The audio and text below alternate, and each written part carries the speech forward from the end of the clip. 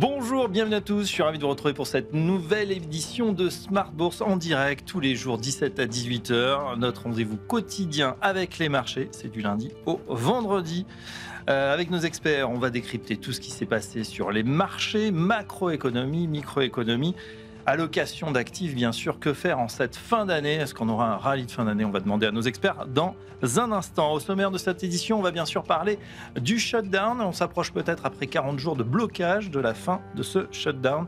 Qu'est-ce que ça dit? En tout cas, les marchés ont l'air d'apprécier. On va se pencher sur la tech qui nous a fait des frayeurs la semaine dernière. Ça rebondit un petit peu en ce moment. Mais voilà, on est peut-être à la fin d'un bull run. On va voir si on a une bulle ou pas avec, là aussi, nos experts autour de la table. Et puis, dans le dernier quart d'heure, le quart d'heure américain, comme chaque lundi avec Pierre-Hugues Dugas. On reviendra sur le shutdown, mais aussi sur la Cour suprême avec une décision d'importance. Voilà pour le sommaire. Smart Bourse, c'est parti.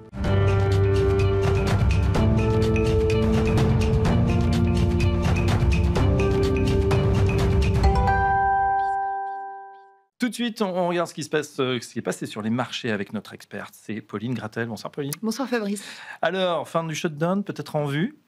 Oui, on dirait bien. La tendance est à la hausse pour l'ensemble des indices mondiaux et ils sont donc portés peut-être par la fin imminente du plus long shutdown américain de tous les temps qui dure depuis maintenant 40 jours.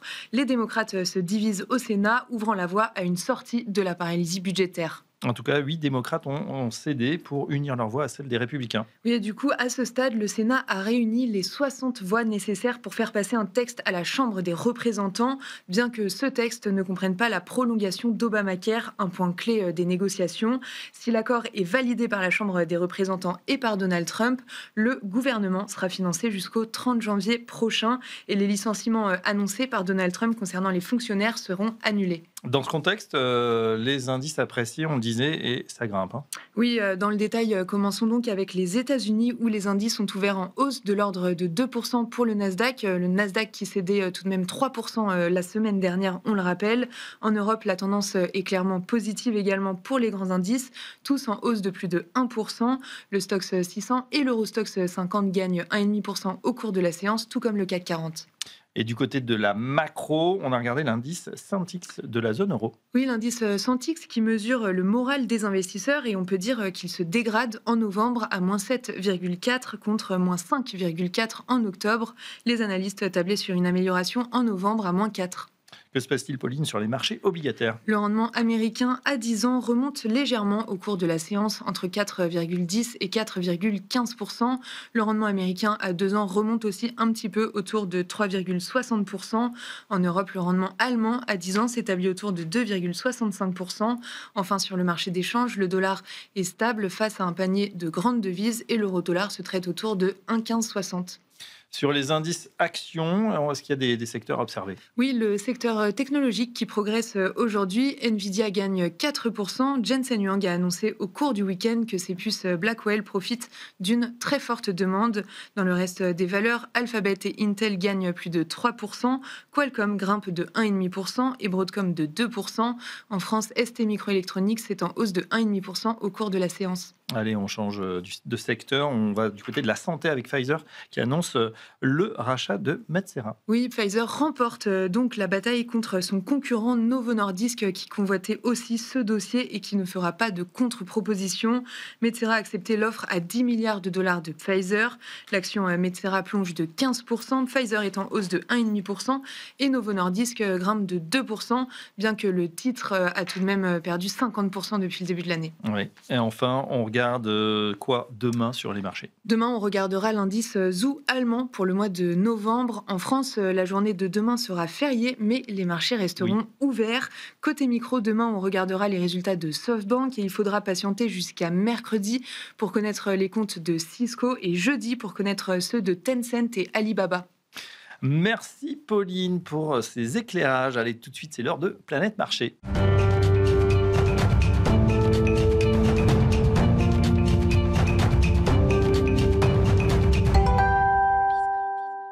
Planète Marché, c'est tous les soirs 3 experts et une experte. On est content ce soir. On reçoit Sophie Chevelier. Bonsoir Sophie. Bonsoir. Vous êtes gérante d'allocation d'actifs chez Dorval AM. Bienvenue à vous. À vos côtés, Alexandre Baradez. Bonsoir Alexandre. Bonsoir Brice. Chef analyste chez IG, qui présente tous les matins voilà, son point à 11h pile, pendant tous les jours. Et enfin, Louis Defels. Bonsoir Louis. Bonsoir Fabrice. Vous êtes directeur général responsable de la gestion collective chez Gay-Lussac Gestion. Messieurs, dames, on démarre avec ce shutdown. On a eu 40 jours de blocage, donc 40 jours sans que beaucoup de salaires soient versés. Alors, on a cette décision, c'est vrai, qui est très très politique, on le voit, c'est un petit peu une bataille qui ressemble à ce qui se passe dans notre hémicycle.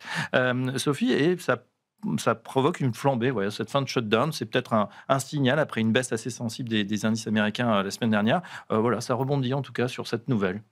Oui, effectivement. Bon, le marché a connu une semaine un peu chahutée la semaine dernière. Donc, disons que ça ouvre la possibilité d'un rebond. Je pense qu'au-delà de la question du shutdown, il y a une question plus fondamentale sur les interrogations qu'on peut avoir autour de la santé du consommateur américain. Oui. On n'a pas trop de visibilité, puisqu'en fait, il nous manque des données. Et donc, la perspective d'avoir de nouvelles données, on espère quand même avoir des éléments plus concrets. Ce qu'on observe quand même, c'est qu'il y a une dégradation du consommateur aux États-Unis, et notamment donc, des consommateurs relativement peu aisés, et des jeunes consommateurs. Et il est évident que la situation du shutdown n'a pas dû améliorer la situation d'un certain nombre de consommateurs aux États-Unis. Comment on le mesure, ça, justement Alors, on ne le mesure pas pour l'instant. Ouais. Et on attend d'avoir les prochains chiffres pour le mesurer. Mais en fait, il y a quand même des mesures qui sont autour, notamment des cartes de crédit. Donc, la consommation, les indicateurs sont suivis notamment par Merrill Lynch sur la consommation dans les cartes de crédit. Mais donc, effectivement, on a cette incertitude qui pèse un petit peu sur un certain nombre de secteurs aux États-Unis, puisque le marché américain monte beaucoup, oui, mais avec une concentration quand même très, très forte. Les secteurs plus traditionnels de l'économie sont un peu en reste, et notamment la consommation discrétionnaire. Et donc, effectivement, la fin du shutdown est quand même quelque chose qui était attendu, aussi bien pour l'emploi que pour les consommateurs les moins aisés. D'accord. Alexandre, c'est vrai que voilà, on a cette nouvelle qui provoque le rebond du marché. Jusqu'ici, on n'en parlait pas trop du shutdown. Il n'y a pas de quoi bouleverser l'économie américaine, si? Non, effectivement, c'est quand on regarde sur un graphique du SP500 entre le moment où le shutdown débute et ces dernières semaines, ça n'a fait que grimper. Le seul gros épisode de volatilité qu'on a eu avant celui de la semaine dernière, c'était le 10 octobre, quand Donald Trump s'est énervé contre la Chine, oui, 3% de baisse et récupéré tout aussi vite. Donc non, le marché n'a jamais pricé le shutdown. C'est pour ça qu'on peut, moi je m'étonne, la puissance du rebond qu'on a. Sur la séquence de la semaine dernière, on a quand même eu, sur le sol, c'était 3%, mais entre le point haut et le point bas, par exemple, du Nasdaq, on était quand même sur du 5,5%. Donc finalement, on a repris quasiment la moitié de tout ça, presque 2/3, sur effectivement cet espoir que le shutdown s'arrête. Mais je partage l'avis de Sophie, à savoir la question du cas. C'est-à-dire qu'on a l'impression que le marché reste totalement focalisé sur la question de l'IA.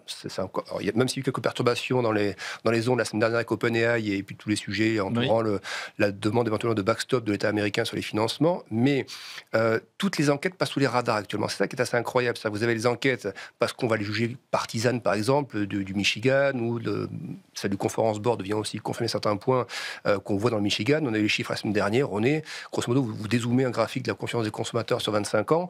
On est à peu près au même niveau qu'au moment de la crise des subprimes, au moment de la crise Covid, et la partie expectation, c'est-à-dire la partie attente des consommateurs, ne s'améliore pas d'un mois à l'autre. Ça veut dire qu'ils sont déprimés? Oui, mais c'est ça qui est étonnant, c'est que même leurs anticipations d'inflation, alors encore une fois, on sonde les consommateurs, on leur demande est-ce que vous pensez que dans 12 mois les prix seront plus élevés, moins élevés? Ils voient toujours une inflation à 12 mois au-delà de 4%. Alors elle ne sera pas à 4% évidemment, mais c'est un sentiment chez le consommateur. C'est-à-dire que le consommateur, qui est quand même la locomotive de l'économie américaine, envoie des signaux qui sont très moyens, et on sait qu'aussi les consommateurs, il y a une espèce aussi de concentration de la consommation chez les 10-20% d'Américains les plus riches. Donc on a l'impression que ce haut du cas, c'est les 10%, le thème de la bourse, de l'IA, etc., qui porte l'économie américaine, et que c'est l'espèce de grand arbre, c'est un séquoia, mais qui cache la forêt de tout ce qui est balance commerciale et dépenses de consommation.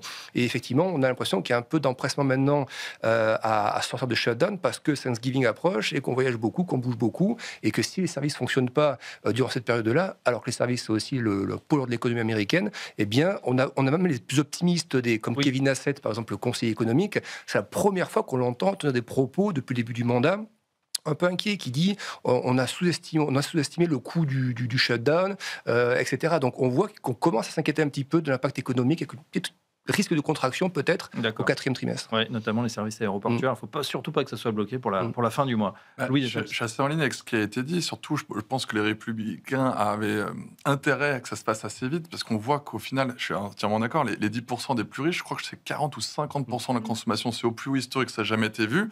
Et c'est pour ça qu'on a vu comment ça se passe aux élections. Vous avez vu ce qui s'est passé aux élections de New York. Bon, c'est une ville un peu à part, mais quand même, c'est vraiment le ras-le-bol des classes plus populaires. Au début, c'était populaire, mais c'est venu vers les populations moyennes qui sont assez représentées à New York. Ils ont dit ras-le-bol, on peut plus vivre, etc. Et c'est pour ça que le président Trump, un peu en catastrophe, a dit tiens, on va redonner $2000 un peu à toutes les classes politiques, à tout le monde sauf les hauts revenus, pour pouvoir aller un peu mieux, parce que les midterms qui vont arriver, ça devrait un peu moins bien se passer pour les républicains. Donc c'est pour ça, voilà, c'est vrai que c'est plutôt les démocrates qui ont fait un pas vers les républicains, mais c'est que jusqu'à fin janvier. Voilà, peut-être pour la fin de l'année, pour Thanksgiving, qui est très important pour la consommation aux US. Mais voilà, c'est vrai que c'est vraiment l'arbre qui cache la forêt. Aujourd'hui, les 10%, il y a l'effet marché, l'effet Bitcoin, tout ça, qui fait qu'aujourd'hui, l'effet richesse est ultra concentré sur une petite partie des Américains. Et aujourd'hui, donc eux peuvent se permettre de consommer avec largesse, mais on voit que c'est plus simplement la classe les plus pauvres. C'est aujourd'hui classe moyenne, un petit peu comme ce qui se passe aussi en Europe. Il y a un ras-le-bol, on se dit, mais on n'y arrive plus. Mais pas uniquement que les plus pauvres, ça commence à arriver vers les classes moyennes, et on l'a vu. Les statistiques sur les restaurants, on a vu des restaurants rapides comme Chipotle, etc., même beaucoup de fréquentation en moins dans les restaurants. Maintenant, les gens, ils n'ont plus le moyen, ils reviennent chez eux aux États-Unis. Donc voilà, c'est vraiment. Ils reviennent chez eux ou ils reviennent sur les fast-food, alors plus bas de gamme, entre guillemets, McDonald's étant un des fast-food, il faut rappeler. Mais est-ce que vous avez vu le prix des fast-food maintenant aux États-Unis? À New York, je crois qu'il y a une pizza, c'est quasiment 30 ou 40 dollars. Donc c'est devenu juste n'importe quoi. Donc, voilà, et c'est vrai vous avez parlé du sentiment du Michigan, je crois que c'est le 2e plus bas historique. Donc aujourd'hui, voilà, attention, pour l'instant, c'est complètement pas vu, donc c'est vrai que ça se voit complètement. Aujourd'hui, on pourrait se dire, mais je ne comprends pas pourquoi les taux ne baissent pas plus. Donc c'est vrai qu'il y a toujours le problématique de l'inflation. C'est vrai que moi, je n'avais pas trop compris pourquoi les taux étaient passés de 3,90 à quasiment 4,14. Donc c'est vrai qu'il y avait eu les bons chiffres des PMI des services. Et c'est là où, de temps en temps, on ne comprend pas trop, parce que les derniers PMI des services sont très bons, et à côté de ça, vous avez l'emploi qui commence à se dégrader. Donc c'est vrai qu'il y a un vrai Sophie, débat. D'autant que je vous passe la parole sur l'emploi. Alors là, on est un petit peu en aveugle depuis que voilà, on a plus tellement de repères. Alors on a des enquêtes privées de temps en temps, mais là aussi, on ne sait pas s'il faut s'y fier ou pas.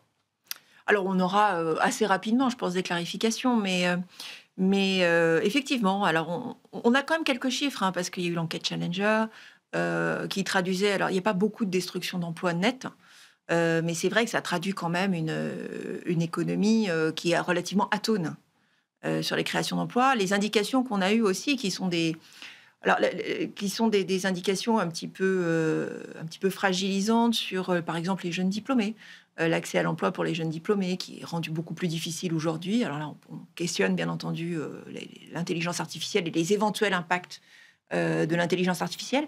Il y a eu quand même à peu près 300 000 emplois détruits par le Doge. Donc les économies. Donc l'un dans l'autre, on a depuis plusieurs mois une économie qui ne crée plus d'emplois. Oui. Qui en détruit légèrement, qui en crée très légèrement, mais qui en est. Je vais être un petit peu direct, mais est-ce que c'est pas un peu la gueule de bois? Après, c'est vrai, cette euphorie qu'on avait quand Donald Trump est arrivé, il a mis en place ses tarifs, il a promis énormément. Bon, ça c'est sa technique. Mais et on est en train de se réveiller un petit peu et de dire, est-ce que voilà, 6-8 mois après, ça se voit très clairement dans les sondages. Je pense que le taux d'adhésion à Donald Trump est tombé à 44%. Donc effectivement, ça se traduit. C'est aussi l'élection de New York. Il y a un problème de pouvoir d'achat que vous mettiez en évidence pour les classes moyennes et les classes moins aisées. Heureusement, il y a ce chiffre qui est sorti du chapeau. Donc $2 000, enfin on ne sait pas comment il va le financer, $2 000 donc pour les ménages américains, des plus en difficulté. Effectivement, c'est pas très clair parce que ça a été en partie contredit par Scott Bessent, mais je pense que quelle que soit la façon dont c'est produit, ça sera effectivement bienvenu. Mais il y a effectivement une question aujourd'hui aux États-Unis sur le pouvoir d'achat. Et même dans les enquêtes du Michigan, on voit que les anticipations d'inflation sont encore relativement élevées. Donc c'est un sujet. Après, à partir effectivement on va avoir une impulsion budgétaire qui commencera à être plus favorable à partir de 2026. Et puis on sera en période préélectorale. Tout ça va être relativement soutenu. Mais c'est vrai qu'aujourd'hui, il y a une fracture sociale, entre guillemets, aux États-Unis qui s'est accrue. Ouais, et puis pour ceux qui y vont, c'est vrai que la vie est quand même chère pour Alexandre. Comme ça, sur cette question des 2000 $, on sent que c'est un petit sujet politique parce que beaucoup percevaient ça comme un chèque, un peu comme dans la période Covid, on va donner 2000 $ à tous les Américains. Et puis donc, on a vu les actifs crypto ce week-end repartir un peu à la hausse, typiquement le genre d'actifs qu'on a bien tradé quand on pense qu'il y aura des aides directes aux consommateurs. Et puis effectivement, Scott Bessent est un peu modulé parce que il dit que ce sera peut-être déjà sur les baisses d'impôts, donc on a déjà été voté, donc ça sera intégré peut-être aux baisses d'impôts, donc ce sera moins direct, ce sera peut-être plus progressif. Et surtout, pas perdre de vue, et ça n'a jamais été dit comme tel par Donald Trump, mais on comprend bien qu'avec l'histoire de la Cour suprême, ça devient un sujet. C'est que, moi, c'est comme ça que je le perçois, les taxes à l'importation, c'est une taxe. C'est un moyen de faire rentrer de l'argent dans les caisses de l'État américain pour réduire un déficit dont on rappelle que depuis l'après-Covid, n'est jamais retombé sous les 5% quasiment. Donc le quoi qu'il en coûte, les États-Unis l'ont aussi bien expérimenté et ils l'ont porté eux aussi. Il n'y a pas que la France, d'autres pays. Ils l'ont porté aussi très longtemps. Sous Biden, les derniers mandats, vous étiez encore à 6-7% de déficit rapporté au PIB par année. C'est vrai, mais on dit toujours que c'est pour financer la croissance des nouveaux investissements. Alors sûrement dans l'armée, sûrement dans l'IA. En revanche, il y a quelque chose, ça me fait penser, c'est vrai, c'est ce chèque de 2000 $ un petit peu à l'hélicoptère bonne monnaie. Vous vous souvenez de 2008 de Bernanke. Là, on se dit, bah tiens, finalement, c'est la façon la plus directe. C'est vrai que ça avait boosté à l'époque le marché, même si les gens en avaient profité pour trader justement et se mettre à la bourse à l'époque. Oui, alors simplement sur ces 2000 $, ça fait comme une question, et effectivement, que l'administration Trump commence à probablement commencer à considérer, c'est la question du pouvoir d'achat, parce que on n'a plus de données sur l'emploi depuis à peu près 2 mois, donc les projections de salaire dernières qu'on ait eues, c'était 3,7% de progression moyenne des salaires aux États-Unis, mais avec une inflation sur les différentes mesures qui est autour de 3%. Ben vous avez, alors quand les salaires progressaient post-Covid à plus de 4% et quelques, on voit que la marge entre l'inflation et la progression des salaires diminue, et avec ce taux de chômage qui remonte progressivement, c'est qu'effectivement, le levier des demandeurs d'emploi par rapport au salaire est plus faible. Donc, il y a érosion du pouvoir d'achat, et ces 2000 $, effectivement, je pense que l'administration actuelle commence à avoir des craintes sur la consommation, ce qu'on disait tout à l'heure. Elle a bien conscience que c'est masqué par les énormes effets d'annonce très volontaires de Trump sur l'IA, etc., mais qu'en sous-jacent, le consommateur commence à tirer la langue avec des taux de carte de crédit, il faut le rappeler aussi, qui sont à plus de 20% aux États-Unis. C'est des niveaux qu'on n'a pas vus sur les 4 dernières décennies. On n'a pas vu des niveaux à 21-22%, comme on l'a maintenant depuis à peu près 1 an et demi. Mais c'est un petit peu inquiétant ce que vous nous racontez, parce qu'on a l'impression que... Voilà, on est arrivé un petit peu à un plafond, que ce soit sur les taxes, que ce soit sur les consommateurs. Et voilà, on sait que maintenant... Sur la dette également. Parce que voilà, tout la ce dette, plan exactement. de triple B du président Trump a été fait une fois de plus en creusant le déficit. Il faut savoir que depuis 2014, les États-Unis se financent en faisant le déficit. Sa croissance, c'est le pays qui tire la PIB mondiale. Mais voilà, donc il y a un moment, jusqu'à quand? Et c'est vrai que les fameux 2000 $, comme vous l'avez dit très justement, je crois qu'il y a une grande partie, c'est la défiscalisation des pourboires. Voilà, donc c'est un peu une annonce à la française, des choses qui sont déjà faites, on le redit sous un autre format.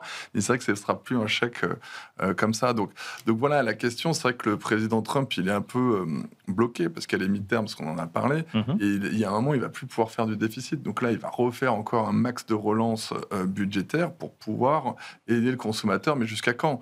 Donc c'est vrai que pour l'instant, il est content parce que c'est l'IA qui a un peu pris le relais de la croissance du consommateur. Je crois qu'aujourd'hui, 40% de la croissance du PIB aux US, c'est grâce à l'IA. Donc pour une fois, c'est pas le consommateur le premier relais de croissance. Enfin, c'est plutôt les investissements colossaux qui sont faits par, justement, on va dire, les dix magnifiques. Donc, les boîtes de tech.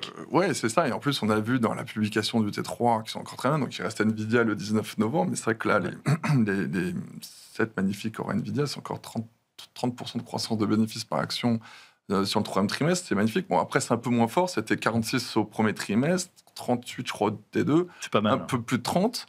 Voilà. Mais après, voilà, pour 2026, les effets de base vont être de plus en plus importants. Évidemment, c'est magnifique. C'est vrai que le CAPEX ont été remontés, mais vous avez vu ce qui s'est passé sur Meta. Meta a même remonté son plan de CAPEX pour l'année prochaine dessus, mais le titre a baissé parce qu'il y a toujours ce problème de rentabilité. Ouais. Et vous n'avez pas vu ce fameux, je crois que c'est Brad, le fameux investisseur dans le venture capital qui investit dans OpenAI, qui a posé une question assez anodine au patron d'OpenAI en disant, mais comment vous allez réussir à financer les 1200 milliards de commitments avec vos fournisseurs, sachant que vous faites que 13 milliards de chiffre d'affaires. Donc voilà, donc réponse un peu... ça rapporte un peu les années 2000, mais si vous n'êtes pas content, vous pouvez vendre vos titres. Voilà, donc ça, on va trouver la réponse un peu dingue. Donc voilà. De Sam Altman, c'est Oui, parce qu'au début d'OpenAI, c'est vrai qu'ils ne savaient pas trop comment financer leur machine. Alors aujourd'hui, voilà, ça vaut déjà 500 milliards, on parle déjà de 1000 milliards, mais il disait, de toute façon, le modèle sera tellement puissant que finalement, il va trouver lui-même la solution. Alors on ne sait pas si c'était une boutade ou s'il y croit vraiment. Mais pour le moment, lui, c'est simple, il met tout ce qu'il faut pour être le premier. Et vous avez vu, il y a eu un Pinez que le patron d'NVIDIA a quand même dit que ce serait la Chine qui gagnerait la bataille de l'IA, parce qu'en effet, le coût de l'énergie est moins fort, et surtout, l'État finance. Voilà, c'est comme BYD contre Tesla. Vous savez que BYD a un BFR, je ne sais pas combien ils ont des créances clients avec l'État considérables. C'est l'État qui finance. Fournisseurs, pardon, c'est l'État qui finance. Et là, c'est exactement pareil pour le Bitcoin. Et il y a même eu, la semaine dernière, quand le Nasdaq a perdu 5,5, rappelez-vous, on a parlé un peu d'un bail-out d'OpenAI en disant est-ce que le gouvernement américain viendrait en aide pour pouvoir financer. Je crois que le président Trump a dit non, il n'y aura pas de bail-out sur OpenAI. Donc pour vous dire, voilà, c'est les premiers prémices de... Excellente transition là justement sur la tech. On s'est posé la question sur ce plateau, effectivement, est-ce qu'il y a une bulle? Alors c'est un peu ce qui s'entend, si on voit les grands titres en ce moment, c'est vrai, parce que ça a baissé, vous l'avez dit Alexandre tout à l'heure, assez fortement. Et on se dit à un moment jusqu'où? Et ça ressemble furieusement à ce qui s'est passé, on s'en souvient peut-être sur ce plateau au début des années 2000 avec la bulle Internet, sauf que, comme vous le dites Louis, on a quand même des boîtes qui délivrent et qui continuent à engranger des sommes assez extraordinaires, dont les 7 magnifiques. La semaine dernière, la correction, c'est quand même le résultat de 3 choses. Il y a eu d'abord, effectivement, le tout premier signal un peu faible, c'était la Fed. Alors, ce n'était pas la Fed la semaine dernière, celle d'avant, mais la correction avait commencé une dizaine de jours quand Jérôme Powell a laissé entendre que la baisse de décembre n'était peut-être pas garantie, alors que le marché l'a pricé à 100% à ce moment-là. Donc, on est redescendu maintenant à 65% pour être proba. Donc, le marché a un petit peu baissé ses anticipations et les taux ont rebondi. Ensuite, il y a le fameux rapport Challenger, effectivement, vu que c'est la seule data de l'emploi quasiment qu'on ait eu, le marché s'est dit, bon, si c'est ça l'image des datas qu'on doit avoir sur le NFPO, c'est pas glorieux, donc attention à ça. Et puis effectivement, un peu le warning, c'est l'histoire de backstop, cette déclaration un peu légère comme ça sur un événement du Wall Street Journal sorti par la directrice financière d'OpenAI. On s'est dit, mais quand on parle de backstop, on se souvient, il y a des backstops, mais c'était plus des backstops, c'était les too big to fail quand on a sauvé Freddie et Fannie, enfin ce genre de truc. Donc pour l'investisseur, quand on fait appel un peu à la garantie de l'État, effectivement, je pense que c'est beaucoup plus par rapport à ce que c'est Louis, c'est-à-dire que c'est beaucoup plus par rapport à une rivalité de la Chine, etc., qu'on va chercher cet appui, ce levier de l'État. Mais pour d'autres investisseurs, ça rappelait le too big to fail, les banques ou le secteur IMO.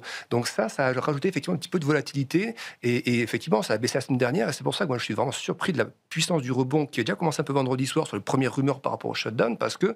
Vous, Alexandre, vous n'êtes pas très content. Il aurait fallu que ça baisse de 10-15%, on ait une bonne correction. C'est ça qui est terrible, c'est qu'autant sur l'Asie, je trouve que les marchés ont une performance, que ce soit le Nikkei, que ce soit même la reprise des marchés chinois sur l'Europe, la reprise de l'IBEX en Espagne, du MIB, on est des reprises assez cohérentes par rapport à la macro, par rapport à la mation des notations, etc. Aux États-Unis, il y a des segments, les small world, qui restent assez, je trouve encore assez corrects dans le comportement boursier, et vous avez ce qui ressemble, les opérateurs de bulles, à des exagérations. Quand vous avez des écarts par rapport aux moyennes de prix entre les indices comme le S&P 500, on arrive quasiment aux extrêmes qu'on a connus, toute époque confondue, entre l'écart du cours du S&P 500 et des moyennes de prix de 100 jours. Vous avez, Louis, vous avez 10 valeurs du S&P 500, c'est 42% de market cap, on explose complètement les records de ce côté-là de la bulle Internet, et ça représente plus d'un tiers quasiment des résultats du groupe, du SP 500. Et on se demande, alors voilà... Et juste pour terminer, il y a l'aspect retail aussi, c'est-à-dire que on voit que le retail bourrine aux États-Unis, il y a des recours aux options, aux ETF leverage, on voit les volumes, on les mesure, ces volumes-là. Ça, généralement... Ça, c'est pas très bon signe. C'est généralement ce qu'on observe dans les phases de FOMO, où on y va banco, et où on sait qu'en plus, la part des actifs financiers dans le pourcentage des actifs financiers américains, et pareil, c'est des niveaux qu'on n'a pas vus depuis des décennies. Donc, ça clignote de partout.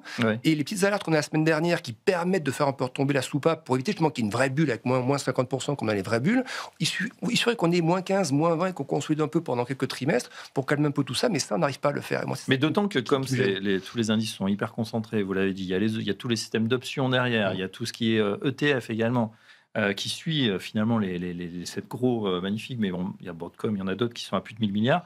Ça veut dire que le château de cartes, il pourrait s'écrouler rapidement. On a l'impression que tout le monde reste investi, mais on n'est quand même pas loin de la sortie. Oui, je pense qu'effectivement, on est pour des raisons très très simples, même des raisons. Tout le monde est inconfortable avec la valorisation. Tous les investisseurs professionnels sont assez inquiets. Quand on regarde le PE, le classique PE Chiller, en fait, qui retraite sur 10 ans. Les résultats, donc pour corriger du cycle économique. Les 7 magnifiques, on est à 90 fois, c'est du jamais vu. Le S&P 500 est à 40 fois, ça correspond au pic de 2020. C'est du jamais vu aussi. C'était vu en 2020, mais donc il y a énormément de tensions sur les valorisations sur le marché américain. Je pense que c'est ça qui est important à dire quand même. Et donc c'est un inconfort majeur. Quand on fait de l'investissement de long terme, la probabilité de gagner de l'argent quand un marché est pricé à ces niveaux-là, est extrêmement faible. C'est-à-dire que le return à 5 ans, 10 ans, sur ces niveaux de valorisation, est très faible. Sophie Chevelet, Donc, ça veut en dire fait, pour on ceux est qui nous écoutent, ça veut dire qu'on commence à réduire la voilure? Alors oui, et parce qu'en fait, c'est très compliqué. C'est-à-dire que, oui, la réponse est oui, mais si on achète en buy and hold, c'est-à-dire on se dit j'achète le marché américain parce que c'est... Voilà, et je le garde. C'est pas une bonne affaire, c'est presque certain. C'est-à-dire qu'on va se retourner dans 5 ans ou dans 10 ans et on se dira c'était pas une bonne affaire. J'aurais mieux fait de faire autre chose. J'aurais mieux fait de diversifier mon risque à l'international. J'aurais mieux fait d'aller chercher des secteurs qui étaient plus décotés. Ou en tout cas, j'aurais mieux fait de m'éloigner de cette extrême concentration sur la technologie. Est-ce qu'on aurait mieux fait de revenir sur l'Europe alors qu'on sait très bien et on le voit maintenant qu'il y a une corrélation qui de nouveau se met en place? On avait parlé de décorrélation au début d'année, on s'en souvient bien, puisqu'on était plus performants. Les marchés actions sont jamais vraiment décorrélés. Il y a une corrélation toujours très forte entre les marchés actions. Mais aussi parce que le marché américain a tendance à être le marché directeur. Il est peu probable que si on a une grosse correction aux US, l'Europe ne baisse pas dans le même temps. Mais elle peut baisser beaucoup moins. C'est-à-dire qu'en fait, on peut vraiment avoir des baisses moins marquées. Mais donc, si on investit sur le long terme, c'est probablement pas une bonne affaire. Et même à court terme, on a atteint effectivement des niveaux de valorisation où on se dit, à la moindre déception d'un des grands acteurs, d'un des Mag 7, on peut avoir des corrections assez significatives. Parce que la chaîne de valeur IA, les entreprises qui sont liées à l'intelligence artificielle dans le S&P 500, vous savez, ce qu'achètent les gens, le tracker SCP. Moi, on m'a posé la question souvent, et Sophie, le tracker SCP, t'en penses quoi?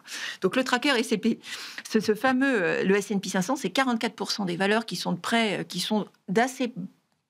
liées à l'IA de façon assez proche. Ah oui, c'est bien. Ça veut dire qu'on embarque toute cette chaîne de valeur-là. Ça veut dire qu'il s'il y a un problème sur Microsoft, s'il y a un problème sur Nvidia, un problème sur l'énergie, on emmène à minima 44% des valeurs à la baisse, avec des baisses qui pourraient être substantielles. Ouais. Donc c'est inconfortable. Alors nous, la façon dont on gère ça, c'est qu'effectivement, on a commencé à acheter des puts sur le Nasdaq. On peut pas être complètement à l'extérieur de ce marché, parce que c'est le boom industriel de la décennie. Mais on sait qu'il va y avoir des respirations. Et aujourd'hui, la seule raison pour laquelle les respirations ne sont pas plus marquées, c'est parce qu'on est encore dans une logique de la peur de manquer, c'est le fameux FOMO. Oui. On est encore dans cette logique-là. De rater le mouvement, et d'ailleurs, c'est pas évident pour ceux qui n'ont pas investi après l'été. Exactement. Et tous les stratégistes appellent 15-20% de baisse. Enfin, c'était le cas de Goldman, machin. Mais ça peut, du coup, 15-20% de baisse, ça veut dire qu'en fait, il n'y a pas de baisse. 15-20% de baisse, c'est pas une correction. C'est pas assez. Vous faites plaisir à Alexandre. Là. Non, mais c'est vrai, c'est pas une vraie correction, c'est une respiration. D'accord. Donc en fait, tout le monde appelle. Oui, c'est-à-dire qu'on a tellement monté que quand on a pris 30, 50, tout 60, 80%. Tout le monde appelle une respiration de ses voeux, mais donc du coup, dès que ça baisse de 5, dès que ça baisse de 10, tout le monde se dit oh là là. Mais on voit aussi qu'on n'a pas forcément. Donc c'est hyper compliqué comme marché. Un crack sur les indices, mais on peut avoir un crack sur les valeurs. Vous le disiez tout à l'heure, chaque déception. Attention, c'est là ça. Énormément d'asymétrie. Ça enlève beaucoup de valeur. Et d'ailleurs, les publications ont été assez mal rémunérées d'une façon générale. C'est-à-dire que si une entreprise qui publiait au-dessus des attentes gagnait en moyenne 0,5%, une entreprise qui publiait en ligne ou qui décevait perdait en moyenne 5%. En moyenne. Moins 20 sur Pinterest. Mais, oui, avec des déceptions un peu plus marquées qui pouvaient creuser sur 15-20% de baisse. Donc on a un marché. Mais globalement, c'est vrai que ça tient bien. Louis, comment vous analysez cette Je suis assez en ligne avec ce que dit Sophie. Ça, c'est intéressant parce que les gens regardent souvent sur les 3-5 dernières années. C'est vrai que le Nasdaq, cette année, c'est plus 20, plus 25 l'année dernière, je crois plus 54 il y a 2 ans. Donc voilà, c'est des performances stratosphériques, mais il ne faut pas oublier que c'est pour ça que sur le Nasdaq, aujourd'hui, je suis un peu en ligne avec Sophie, je ne recommanderais pas forcément une stratégie de buy and hold sur le Nasdaq 100, parce qu'il ne faut pas oublier que si vous avez acheté le Nasdaq au plus haut de la bulle Internet en 2000, il faut attendre 2012 pour revenir à zéro. Donc voilà, 12 ans de performance négative. Donc voilà, il ne faut pas se tromper dans la décennie. En revanche, 2012-2025, c'est quasiment 20% de performance annualisée sur le Nasdaq. Donc voilà, c'est vrai qu'il y a des cycles. Maintenant, la question, évidemment, l'intelligence artificielle est largement pricée. Donc c'est pour cela qu'il faut être investi, évidemment, mais avec prudence. Pourquoi ? Parce qu'aujourd'hui, contrairement à 2000, on n'est pas sur une bulle de valorisation, parce que les croissances de bénéfices par action, elles sont là. C'est plutôt une bulle de CAPEX, c'est-à-dire jusqu'à quand on va réussir à mettre des investissements. Il y a un moment, ça va s'arrêter. Une fois que tout le monde aura équilibré, que l'intelligence artificielle sera suffisamment intelligente par elle-même, ça va se calmer. Parce qu'il y a beaucoup de gens qui disaient, oui, mais il n'y avait pas de bulle parce qu'on finançait par les fonds propres. Ce qui est vrai, mais aujourd'hui, de plus en plus, depuis 2 mois, on voit que tout l'écosystème et commence à être financé soit par de la dette, soit même par échange de titres, ou même par échange de puces. Maintenant, Nvidia a fait un échange de puces, je crois qu'avec OpenIA, etc. Donc ça, c'est que pour les 7 magnifiques. Mais on oublie que tout ce qui est derrière les data centers, tout ce qui est l'électrification, ça, en revanche, est énormément lié à la dette. Et là, ça rappelle, on recommence à voir les jargons, les ABS, les CDS, quoi, pas les CDS, pardon, les ABS et tous les produits packagés sur ces produits de data center qui sont faits avec beaucoup de dettes. Là, tout ça, c'est en train de fortement grimper. Donc voilà, c'est les premiers prémices. Donc évidemment, on est une toute première alerte. Mais si on fait le parallèle à les années 2000, ça n'avait jamais chuté d'un coup. Ça avait chuté, ça avait remonté plusieurs fois. Donc voilà. Donc c'est pour ça que nous, pour l'instant, on reste investis. Il n'y a pas de raison que d'ici la fin de l'année, à part un signe noir qu'on n'aurait pas vu, voilà, ça va être la fin de l'année aux États-Unis, surtout jusqu'à fin novembre, c'est là où les hedge funds clôturent. Donc je pense que là, jusqu'à fin novembre, on va être tranquille. Donc voilà, il n'y a pas de crainte. Mais en revanche, il va falloir être de plus en plus regardant, je pense, sur ces valeurs-là en début d'année prochaine. Alexandre, c'est votre sentiment aussi? Oui, il y a des éléments aussi un peu techniques du marché à l'intérieur du SP500. Si vous regardez par exemple toute la structure du marché, on a eu des rallyes successifs depuis le post-Covid. En fait, première bulle post-Covid corrigée à peu près à 30%, énorme rallye jusqu'en 2024, Trump qui passe par avec les tarifs, et puis un nouveau rallye derrière. Et quand on regarde, il y a des divergences entre la formation de ces records successifs sur le SP500 et le nombre de titres à l'intérieur du SP500 qui participent à ces records. Grosso modo, on est sur le dernier record là, des derniers jours. On est à peu près à peine plus de 50% des titres du SP500 qui ont contribué à ce record. Alors que le record qui avait été fait, le premier post-Covid en 2021, vous aviez plus de 90% des titres qui y participaient. Donc ça veut dire que vous avez en gros des sommets successifs, mais avec de moins en moins de valeurs qui participent à ces... C'est vraiment les super leaders qui drivent le marché. On retrouve encore cette thématique de locomotive qui tire sur tout l'indice, et sachant qu'en plus, les signaux macro, ce qu'on disait tout à l'heure, n'accompagnent, si encore ça s'accompagne de très grosses créations d'emplois, c'est-à-dire ce CAPEX a infusé tout de suite l'économie et crée beaucoup d'emplois, on dirait bon, c'est vertueux, les salaires qui progressent, etc. Là, c'est pas le cas. La progression des salaires ralentit, on ne crée pas d'emplois, on voit même qu'on est limite à en détruire un petit peu. Donc, on a vraiment cette impression d'un secteur qui porte tout, mais ce secteur c'est plus un thème micro, c'est devenu un thème macro parce que ça a fait le PIB au premier semestre. C'est vrai qu'il y a une vraie question, puisqu'on dit qu'on sera tous remplacés dans nos métiers respectifs, les analystes, les gérants, et peut-être, bien sûr, les journalistes. Tout le monde va dire non, mais pas moi, on ne peut pas me remplacer, mais en ça, si. Il y aura des avatars, bien évidemment. C'est vrai que ça pose cette question, l'intelligence artificielle. En plus, on voit qu'on dépense énormément pour finalement faire travailler moins de gens. Et on le voit très précisément. Il y a une entreprise dans les Big Seven, dans les Mac 7, c'est Microsoft qui licencie par paquet de milliers. On l'a vu sur Amazon, on l'a vu sur Meta, ça va arriver. Justement parce qu'ils arrivent à créer mais à remplacer en plus des postes à valeur ajoutée. On ne peut pas dire que chez Meta, ce soit vraiment le bas de gamme. Ça peut poser une inquiétude aussi sur la structure de l'emploi demain aux États-Unis et même dans nos sociétés. Alors, chez Meta, ils ont licencié des gens pour embaucher de nouvelles personnes. C'est un peu bizarre quand même. Enfin, le taux de rotation était un petit peu étrange. Oui, on est dans un process de création destructrice, assez particulier. C'est difficile de faire le bilan aujourd'hui. Je pense que il y a des métiers qui vont changer profondément. Nos métiers dans la finance en font partie. Il y avait un article intéressant aujourd'hui dans Forbes justement sur la façon dont les étudiants doivent se former.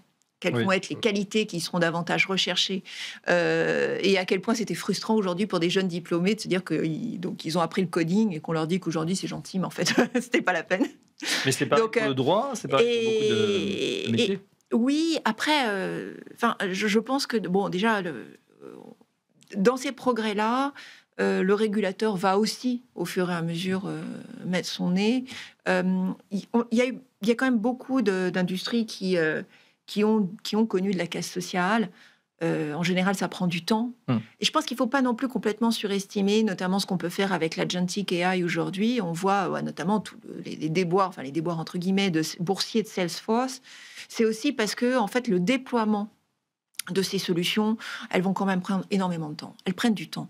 Donc, avant qu'on ait vraiment remplacé les gens dans les entreprises, ça va quand même prendre un petit peu de temps. Maintenant, on aura encore besoin de vous, alors. On espère. Encore un peu. Non, ce qui est réel quand même, c'est que, et ça Jamie Dimon l'avait dit, donc le PDG de JP Morgan, c'est que pour un senior banker, avant il embauchait peut-être 8 juniors et que maintenant il n'en prend plus que 6. D'accord. Parce que effectivement, le travail de recherche relativement fastidieux peut être fait très très vite avec l'intelligence artificielle. Mais ce que produit l'intelligence artificielle, on a quand même besoin de le prendre avec prudence aujourd'hui et d'avoir un regard critique sur le produit. Donc on peut pas.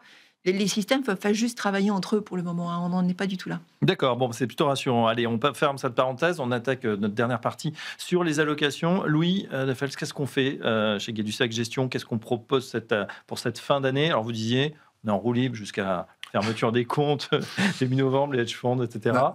Néanmoins, on reste positif sur le marché action, que ce soit en Europe et également aux États-Unis. Donc les États-Unis, clairement, parce que la croissance de bénéfices par action est là. Hein, je crois que on va être encore à plus 13,5, je crois, de croissance de bénéfices par action. Je crois qu'il y a 80% des sociétés qui ont publié, donc tout à fait, encore 13,5.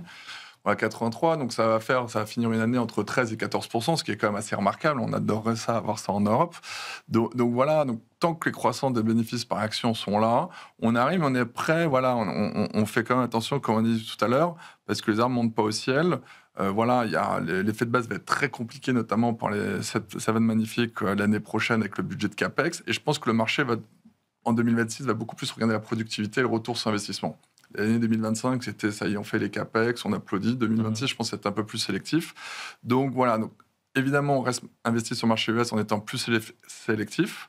Donc notamment avec tout ce qu'on a dit, attention sur le consommateur américain. En revanche, en Europe, donc c'est vrai que ça fait la 3e année consécutive qu'on n'aura pas de croissance de bénéfices par action, même si la publication du 3e trimestre est un peu meilleure en Europe. Mais on attend vraiment 2026 avec impatience en Europe, parce que ça y est, le fameux plan allemand dont tout le monde parle, c'est 20% de PIB qui va arriver. C'est un peu Abenomics, ce qui se passe au Japon, en Allemagne.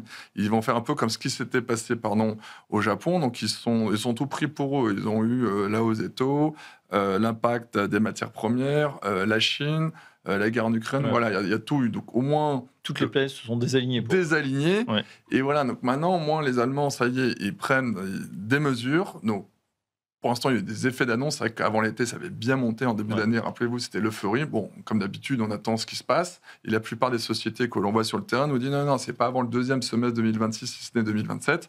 Donc, on s'est peut-être un peu emballé.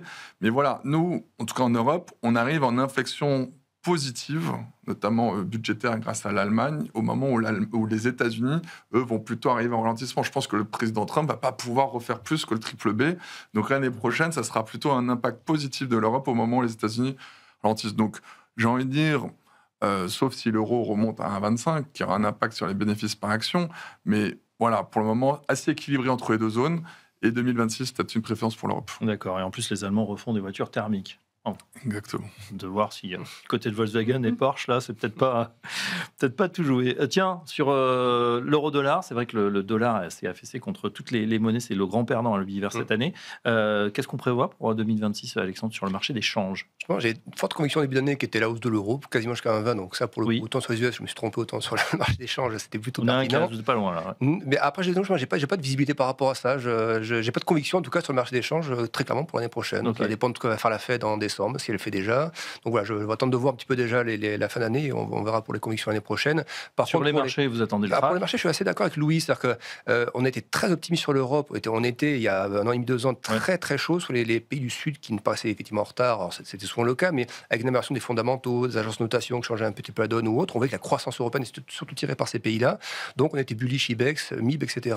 Ça a beaucoup payé, mais on commence à arriver sur des niveaux, et c'est là qu'on se demande s'il n'y aura pas un peu de corrélation États-Unis-Europe. C'est-à-dire que si les US venaient à corriger maintenant, vous avez des indices du sud de l'Europe comme l'IBEX qui est en train de taper son record pré-crise des subprimes, après un rallye absolument gigantesque.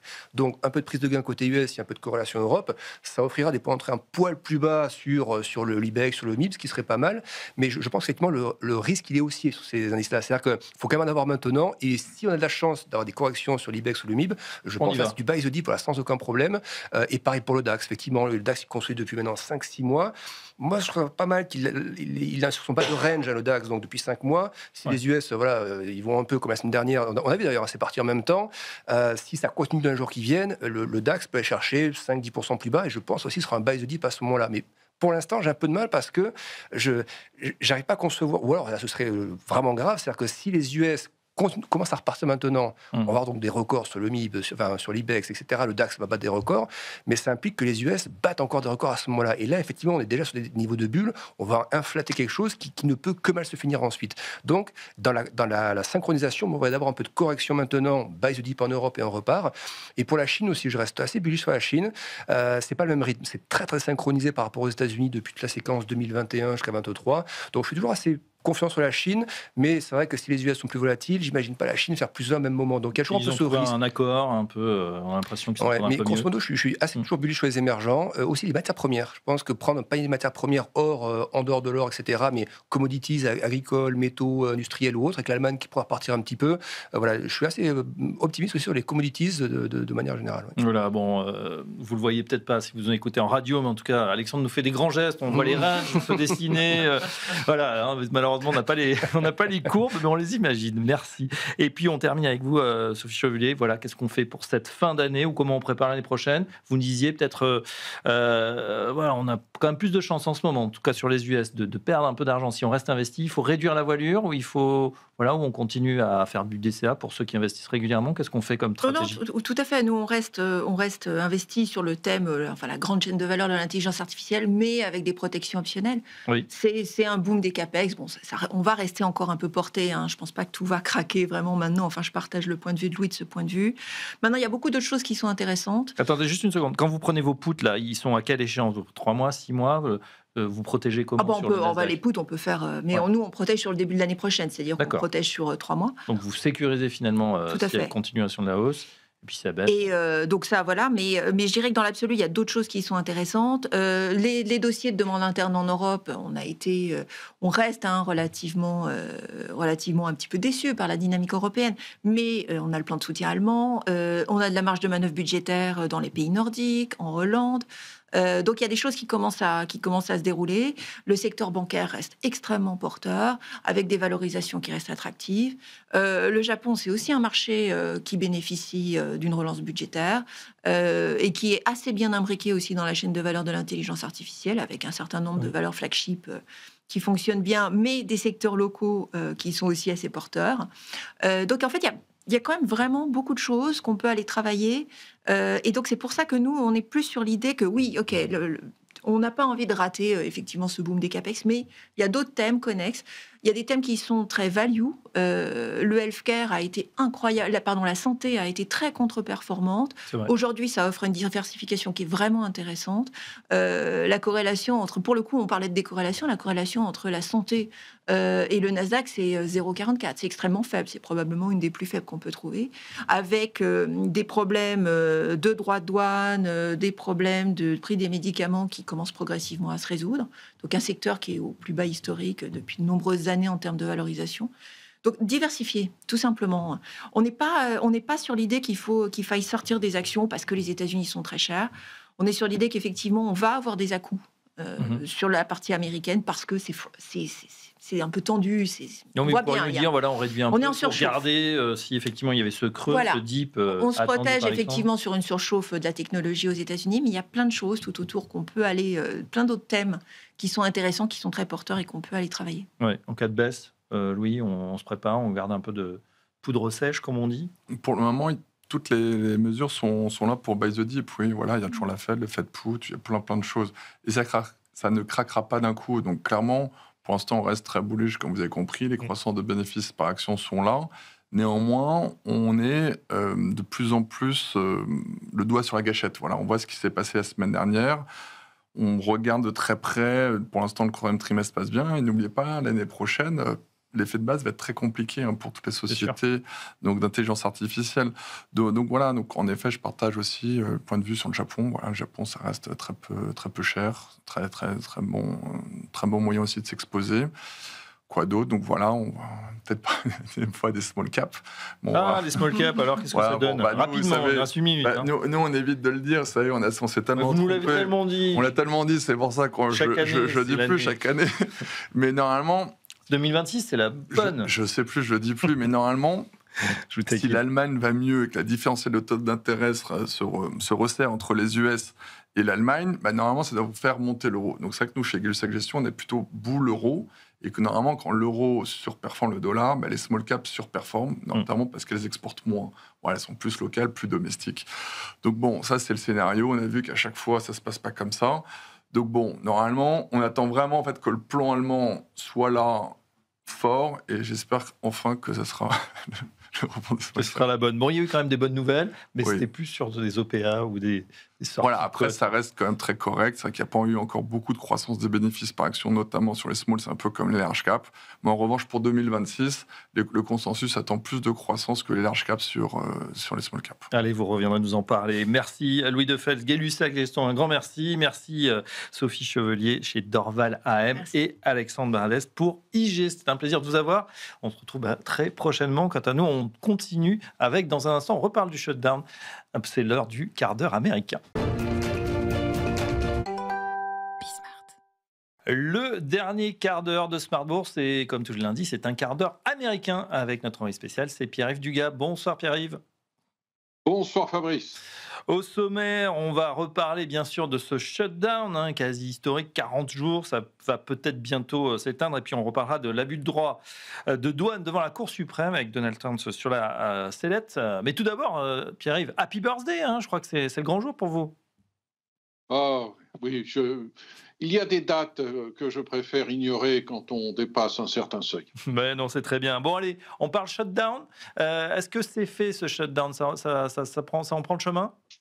Oui, ça n'a rien à voir avec mon anniversaire d'ailleurs, mais on voit la lumière au bout du tunnel. Ça n'est pas du goût naturellement des leaders du Parti démocrate, tant du côté du Sénat. Monsieur Chuck Schumer n'est pas content du tout. Monsieur Hakeem Jeffries, côté Chambre des représentants, a déjà annoncé qu'il continuait le combat. Mais le gang des 8 s'est formé au cours du week-end. Dans ces 8 sénateurs démocrates, il y en avait 3 qui déjà avaient régulièrement voté pour la solution républicaine au shutdown. Et puis, il y en a quelques autres qui se sont ralliés à eux. Y compris d'ailleurs le sénateur Durbin de l'Illinois, qui n'est pas particulièrement centriste d'ordinaire, mais les 2 sénateurs du Nevada, les 2 sénateurs du New Hampshire, l'extraordinaire sénateur démocrate de Pennsylvanie, que l'on voit généralement en short et en sweater avec une capuche, qui lui est depuis le début contre ce shutdown artificiel qui a été décidé par les leaders démocrates pour éviter d'être débordés par la gauche de leur parti, et qui visait à obliger les républicains à réintroduire l'élimination de subventions pour les primes d'assurance maladie à hauteur d'à peu près 30 milliards par an. Ça n'est pas une paille. Cette tactique a échoué. Oui. Et en tout cas, 41 jours, oui. Et les républicains ont tenu bon. Elle a réussi probablement d'un point de vue électoral, c'est important de le rappeler, parce que mardi dernier, on a eu des élections partielles, et la base du Parti démocrate et la gauche du Parti démocrate a été mobilisée en partie en raison du shutdown. L'ampleur de la victoire de la candidate démocrate pour le poste de gouverneur en Virginie doit beaucoup au shutdown, parce qu'il y a en Virginie beaucoup d'employés du gouvernement fédéral américain qui ne sont plus payés depuis le 1er octobre et dont une grande partie doit continuer de travailler, mais a été voté dans un vote de procédure il y a quelques heures à Washington, à 60 voix contre 40, une solution qui devrait être au cours des prochaines heures validée par un autre vote au Sénat, qui devrait déboucher ensuite sur un autre vote à la Chambre des représentants et une signature par le président Trump. Cette solution, que dit-elle? Elle ne dit rien sur le papier, sur ce qu'exigeait le leadership démocrate. En revanche, elle va financer pour 12 mois le département de l'agriculture, le département des anciens combattants, les finances fédérales du Congrès lui-même, et elle va rembaucher tous les employés fédéraux qui avaient été licenciés. Elle va garantir que tout ce gros monde sera payé rétroactivement. Et tout cela en échange d'une promesse d'un vote d'ici la mi-décembre, d'une solution à cette question de la subvention des primes d'assurance maladie. Alors qu'une solution intéressante est en train d'émerger, proposée par un élu de Louisiane et reprise à son compte par le président Trump, qui dit: écoutez, si vous voulez vraiment que quelques 40 millions d'Américains qui dépendent de subventions fédérales pour leur assurance maladie aient de l'argent, au lieu de donner cet argent aux compagnies d'assurance, Donnons-le directement à ces 40 millions d'Américains qui décideront ensuite de faire ce qu'ils veulent de cet argent. Cette solution-là, si elle est adoptée, réformerait Obamacare et ce n'est pas quelque chose qui est bien vu par la gauche du parti. Oui, en effet. On parle de cette date du 30 janvier, donc on aurait un accord provisoire. Comment ça se passerait, Pierre-Yves Dugas? Alors, il faut savoir qu'il n'y a pas de budget. Aux États-Unis, il y a 12 lois de finances séparées qui financent en gros 12 grandes catégories de dépenses discrétionnaires fédérales. Le département de l'agriculture serait couvert sur 12 mois. Le département des anciens combattants aussi, et tout ce qui dépend des finances du Congrès aussi, ça fait 3 sur les 12. En revanche, il reste le reste, 12 moins 3, qui là ne serait financé que jusqu'à la fin du mois de janvier. Il faudra trouver pour ces lois de finances-là un compromis pour financer le reste du gouvernement fédéral, mais ça serait tout de même la fin d'un shutdown qui a duré 41 jours Oui. et qui, à mon avis, a fait beaucoup de mal, même si ça s'arrête demain. Cette affaire a fait beaucoup de mal. Certes, elle a coûté quelques 15 milliards de dollars par jour à l'économie américaine, ce qui est désagréable, mais ce qui est supportable. Et comme tout le monde va être payé rétroactivement, on va avoir un surplus de dépenses au cours du mois de décembre.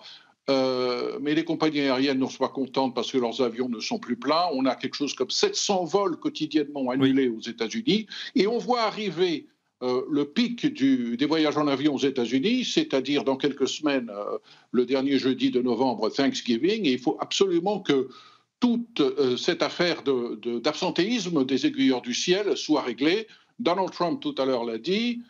Bien que le shutdown ne soit pas officiellement terminé, il exige que tous les aiguilleurs du ciel rentrent chez eux pour travailler, abandonnent leurs vacances forcées et il propose un bonus de 10 000 $ à chaque aiguilleur du ciel qui aura continué de travailler sans être payé depuis le 1er octobre.